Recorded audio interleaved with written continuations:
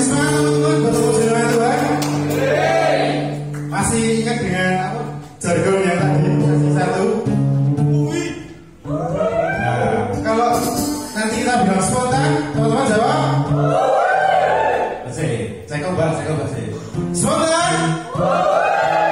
Kurang keras lagi. Spontan? Mari kita sama-sama membakar semangat kita dalam menyembah Tuhan lagi. Kita pujikan nyalakan apimu.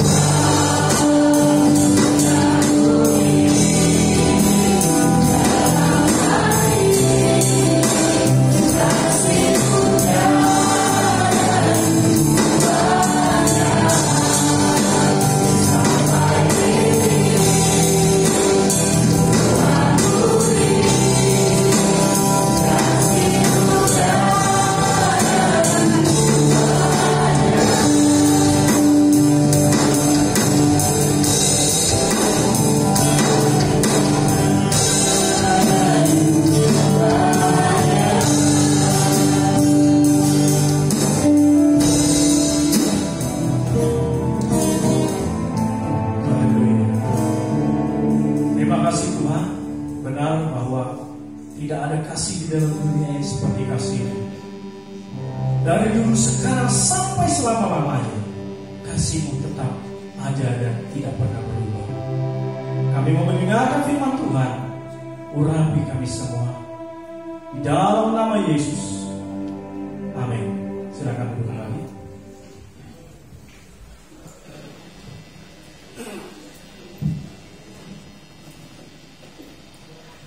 Salam. Saya seperti tidak berada di tengah sedikit orang dari waktu penyembahan. Jadi kita luar biasa, beri tepuk tangan dulu. Entah karena ada rumah di sini atau tidak, saya seperti mendengar suara banyak sekali orang. Ini yang hadir dari sedikit perasaan, tapi suara orang bersorak-sorai di belakang luar biasa banyak. Ya, saya sangat senang sekali melihat kita semua bersukacita dengan demikian. Nah, harapan saya, sukacita itu tidak hanya ada di ibadah KKN ini, ya, tapi dibawa pulang, ya. Di sini mungkin kita sukacita, saya harap di gereja nanti hadir, rajin bersekutu dan melaksanakan pujian penyembahan yang demikian juga. Ya, kita belajar firman Tuhan dalam Yesaya 41 ayat 10 dengan tema yang di depan. Jadi kemarin waktu saya dapat tema dari ketua panitia atau dari panitia, saya salah paham melihat urutannya, ya, makanya tadi khotbahnya agak terbalik susunan saya di sini. Ya, just do it, atau hanya lakukan atau lakukanlah saja. Ya. Dalam Yesaya 41 ayat 10. Di sini belum tampil teks di ayat Alkitab, silakan dibuka.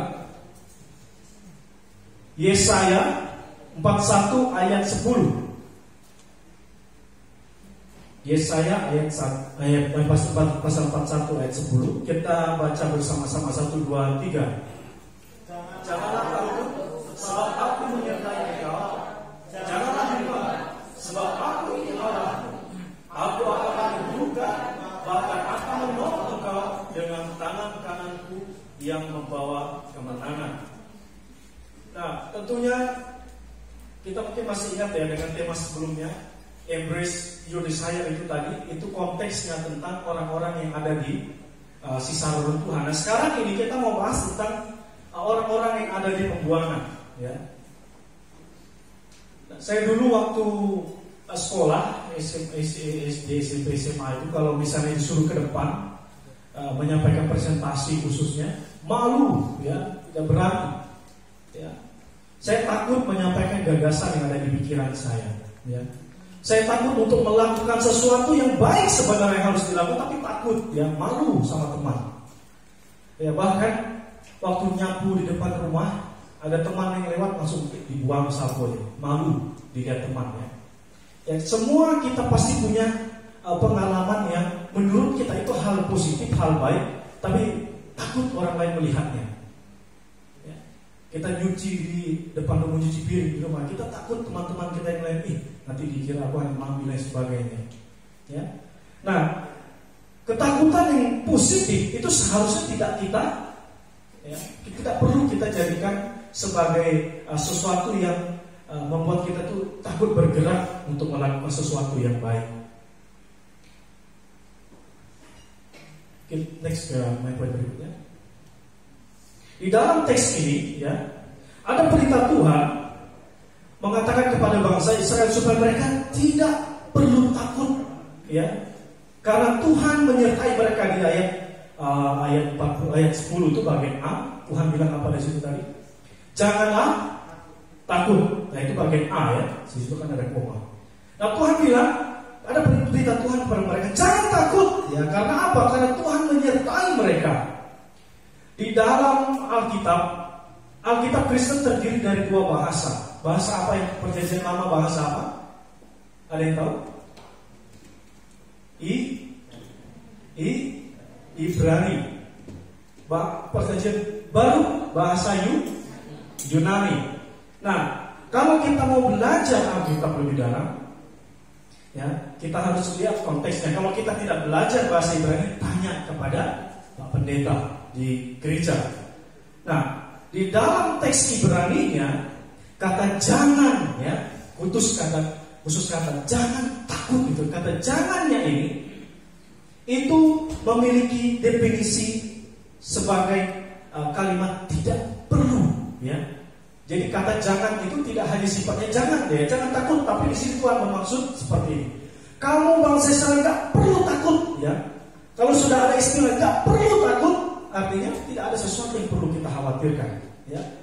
Tuhan mau bilang sama mereka nggak perlu takut, ya. Takut kepada apa? Takut kepada ancaman di sekitar mereka, ya. Konteksnya ini tadi kan waktu mereka di pembuangan, ya. Ya, orang-orang yang di pembuangan ini adalah orang-orang yang secara langsung mengalami perbudakan. Mereka disuruh kerja tapi nggak diupah, ya. Mereka ditindas secara langsung, ya. Nah, keadaan inilah yang membuat mereka sering ketakutan. Tuhan bilang gak perlu takut dengan lingkunganmu di saat ini, ya. Tuhan bilang karena aku, ya, menyertai kamu. Sementara kata takut ini sendiri dari teks, ya, bahasa Ibrani-nya yang kakak pelajari ini lebih berfokus kepada isu-isu yang membuat mereka itu akhirnya merasa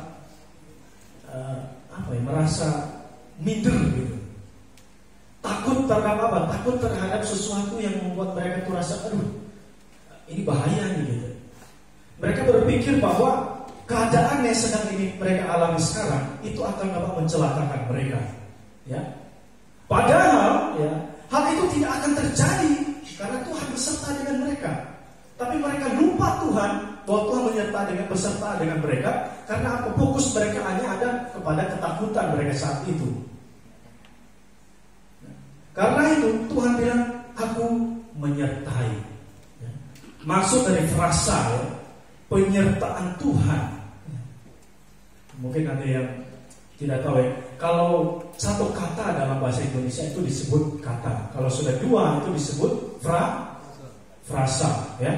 Frasa penyertaan Tuhan dari teks ini yaitu Tuhan ada di samping mereka, ya, Tuhan ada di samping mereka. Siapa di sini kalau misalnya khusus untuk yang ada di perempuan, kalau kalian pulang sendirian gitu, enak jalan sendiri atau takut nggak? Takut. Misalnya mungkin untuk di Jawa agak kurang. Kalau kami di Kalimantan, kakak ini dari Kalimantan, ya, saya dari Kalimantan Timur. Nah, kalau di Kalimantan banyak hutan. Jadi kalau misalnya antar desa saja itu bisa menempuh 15 menit dan itu tidak ada lampu di jalan. Tapi syukur di sana jarang ada yang namanya begal, ya. Tapi orang di sana percaya ya dengan namanya tahayul hantu, ya. Dikit-dikit gelap, ada hantu dan sebagainya. Yang paling saya takutkan bukan hantu tapi anjing gila di sekitar jalan. Karena kita nggak tahu mereka itu ada di situ. Tiba-tiba teman saya banyak sekali digigit sama anjing gila. Jadi puji Tuhan langsung disuntik.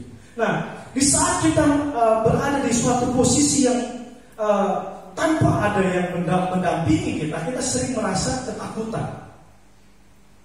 Ya, waktu kalian ujian misalnya, orang tua kalian tidak peduli dengan kalian. Kalian ujian misalnya ada yang kuliah, ada yang belum. Sudah skripsi ya? Belum? Yang kuliah itu udah skripsi belum ya? Baru ya? Nah, pada saat kalian ujian misalnya, ujian semester, kalian itu membutuhkan yang namanya pendamping, support dari bapak ibu kalian, support dari teman kalian, support dari keluarga kalian. Jadi bayangkan kalau kalian berjuang sendiri, ya, berjuang sendiri untuk masa depanmu tanpa ada orang lain yang mendukung, itu sedih, sakit sekali rasanya. Nah, karena itu Tuhan bilang sama mereka saat Tuhan bangsa Israel dalam konteks ini, waktu mereka merasa sendirian menghadapi situasi, ya, perbudakan itu, mereka ketakutan. Ini bukan ketakutan apa, tapi ini ketakutan ancaman nyawa mereka yang menjadi taruhannya. Mereka ketakutan luar biasa. Tuhan bilang, tidak perlu takut, karena aku ada di sampingmu, kata Tuhan. Jadi penyertaan Tuhan di dalam teks ini itu artinya dia ada di samping mereka. Selain daripada kata di samping, ya, pengertian dari kata penyertaan Tuhan ini juga memiliki definisi Tuhan ada di antara mereka. Jadi bangsa Israel itu adalah bangsa yang besar, seperti kita yang berkumpul di sini.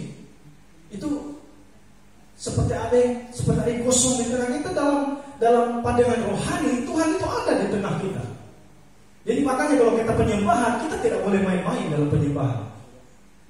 Tadi waktu di di mes, ada saya dengar ada salah satu adik laki-laki itu ditanya, apa itu KKR? Keliling komplek, apa kata di istilahnya? Siapa tadi disebut salah satu dari. Jadi KKR itu artinya kebaktian kebangunan rohani. Jadi di dalam penyembahan kita harus fokus kepada Tuhan, serius dalam penyembahan. Kita boleh loncat, kita boleh teriak, kita boleh bertepuk tangan dengan luar biasa, tapi jangan sampai hal itu terjadi hanya karena emosi kita di hadapan Tuhan. Kita mungkin buat seperti itu supaya orang lain di sekitar kita melihat, wah hebat dia penyembahan, tapi hati tidak fokus sama Tuhan. Ya, dalam penyembahan kita harus fokus sama Tuhan. Dalam mencari Tuhan kita harus fokus sama Dia. Ya. Nah dalam konteks ini, bangsa Israel itu mereka harus diminta Tuhan untuk fokus sama Tuhan. Karena apa? Tuhan itu ada di tengah mereka, harus sadar, ini aku ada di tengah kalian, sadar gitu. Jangan takut, aku ada di sini loh gitu. Bahkan ya, penyertaan Tuhan ini ya, memiliki arti bahwa Tuhan itu bisa merasakan apa yang kita rasakan. Siapa di sini yang kalau misalnya ada yang pernah berduka nggak sih? Atau belum pernah berduka ya? Saya pernah berduka, yaitu kehilangan bapak saya. Saya sangat senang ketika saya berduka, ketika saya menangis di almarhum bapak saya. Ada tetangga, ada kerabat, ada saudara saya datang menangis. Sabar ya dia bilang gitu. Senang sekali karena mereka bisa merasakan apa yang kita rasakan. Ya. Begitu saya merasa gagal, orang lain datang, ketemu, kuatkan pundak. Pokoknya sabar kawan, sabar. Ya. Atau saat kita ulang tahun, datang teman-teman, happy birthday to you, misalnya kayak gitu. Happy sekali rasanya. Ya. Tidak ada seorang pun di dunia yang menurut saya, ketika dia berduka cita, dia malah senang nanti kalau temannya datang bawa bunga, bawa petasan, bawa musik, nanti mereka nyanyi selamat kawanku, gitu ya kan, bapakmu sudah meninggal, selamat ya, gitu ya. Mereka bersuka cita, sementara yang nangis, gitu dia datang, selamat teman, pokoknya mereka ketawa-ketawa. Saya rasa gak ada orang-orang di dunia ini mau yang seperti itu. Pas dia ulang tahun misalnya, datang temannya lewat, dia nunggu surprise, mudah-mudahan nanti mereka bilang selamat ulang tahun. Nyatanya enggak. Enggak ada kan yang mau seperti itu. Kita mau orang berempati kepada kita. Nah, manusia saja ketika mereka bisa merasakan apa yang kita bisa rasakan, kita bersuka cita luar biasa. Nah ini Tuhan yang menciptakan langit dan bumi bilang sama bangsa Israel, bilang sama kita semua yang percaya kepada Tuhan, aku bisa rasakan apa yang kamu rasakan. Ya. Jadi ketika mereka dipukul di pembuangan, ketika mereka ditendang, mereka gak dianggap sebagai manusia, ya, Tuhan tahu rasa hati mereka. Makanya Tuhan bilang, ingat, aku bisa rasakan itu semua, cari aku, gitu. Jadi bayangkan betapa hebat dan penuh kasih Tuhan Allah kita. Dia tahu, dia turut merasakan kelemahan dan kesakitan kita. Bahkan Tuhan Yesus, ya, di dalam perjanjian baru, dalam Matius 28 ayat 20, ada yang tahu ayat ini? Matius 28 ayat 20. Berarti jarang baca kitab ya. Matius 28 ayat 20 itu kisah tentang kenaikan Tuhan Yesus ke surga. Apa janjinya? Aku menyertai kamu senantiasa sampai kepada akhir zaman. Luar biasa panjangnya penyertaan Tuhan sampai akhir zaman. Nah, akhir zaman setiap kita itu berbeda. Ya. Akhir zaman dalam dunia dan akhir zaman dalam roh. Ya. Akhir zaman di dalam dunia adalah putusnya napas hidup kita. Jadi mungkin kita ada di sini, sampai sini mungkin ada yang sudah dipanggil Tuhan. Itu adalah akhir zaman untuk dirinya dengan dunia ini. Tapi dengan roh, dia masih menunggu penghakiman di akhir zaman. Nah, jadi waktu hidup yang sangat singkat ini, Tuhan ingatkan mereka Tuhan ingatkan kita melalui kisah ini supaya kita itu mengingat Tuhan senantiasa, bahwa Tuhan itu tahu dengan segala keadaan kita dan kita fokus cari Dia. Ngeluhnya sama Tuhan, jangan ngeluhnya lebih media sosial. Generasi A, generasi Z, generasi A sekarang milenial gitu ya. Milenial itu kalau galau sedikit kemana curhatnya? Medsos, TikTok ya, Instagram, mungkin Facebook jarang ada pakai ya. Biasanya kalau bapak ibu pakai Facebook. Nah, jangan uploadnya ke sana, tapi curhat sama Tuhan. Ya. Orang lain bukannya berempati dari status kalian, justru dengan begitu orang tahu bahwa kalian ini adalah orang-orang yang percaya sama Tuhan, tapi nggak punya pengharapan. Itu bukannya mendapat empati dari orang lain, justru orang lain akan menertawakan kalian. Dan itu sebagai bukti bahwa kalian itu nggak punya Tuhan dalam hidup kalian. Ya, kita kalau mau punya masalah, cerita sama Tuhan. Jangan panjang lebar, karena Tuhan tahu itu semua. Bilang aja, Tuhan, Engkau tahu keadaan saya saat ini. Tolong, berikan saya solusi, beri saya kekuatan. Ya, saya sendiri kalau berdoa, saya tidak harus berdoa tutup mata, ya. Karena apa? Saya sering berdoa di jalan. Kalau saya naik motor, ya, kalau naik mobil misalnya, saya lagi kerja pun saya sering berdoa, ngobrol. Coba saya kerja di sana, saya berkebun, ya, saya berkebun, ngobrol. Tiba-tiba teringat dalam hati saya bahwa ada urusan saya belum selesai dengan Tuhan. Misalnya tadi saya marah-marah pergi kerja karena bapak saya bangunkan, bangun kamu bisa gitu kan, dendam, cepat kerja, kesiangan. Jadi berangkat kerja dengan marah, misalnya seperti itu. Sampai ke kebun, baru ingat, saya sudah bilang enggak sama bapak saya. Siapa tahu kata-kata itu menjadi kutuk untuk bapak saya sendiri. Kita sering nggak sadar ngomong begitu dengan orang tua kita. Kurang ajar bapak ini misalnya gitu. Kita maaf. Wah, mama ini dan sebagainya. Kita ngomong kasar, kita tidak tahu kata-kata yang muncul itu bisa mengutuki orang tua kita sendiri. Ya. Nah, oleh karena itu, ya, dalam Matius 28 Tuhan Yesus mengingatkan kembali kisah ini akan penyertaan Tuhan. Tuhan itu omnipresent, ya. Atau Tuhan itu maha ada. Mau kamu di lapangan bola sekarang, mau kamu nanti di sekolah, di tempat sebagainya, Tuhan ada. Jadi kalau kamu macam-macam di tempat yang orang lain gak lihat, urusanmu dengan Tuhan. Jadi jangan pikir di toilet gak ada Tuhan lihat kalian. Ya. Di kamar mandi jangan pikir Tuhan gak lihat kalian. Ya. Di hutan jangan pikir Tuhan gak lihat kalian. Tuhan tahu itu semua. Jadi jangan macam-macam, jangan berbuat yang tidak-tidak, ya. Karena Tuhan tahu dan Dia melihat semuanya. Bahkan lebih jelas lagi di dalam Matius 18 ayat 20, Tuhan Yesus bilang, di mana ada 2 atau 3 orang berkumpul atau bersekutu di dalam namaku, di situ aku ada. Ya. Nah, oleh karena itu kita harus lebih bersukacita, ya.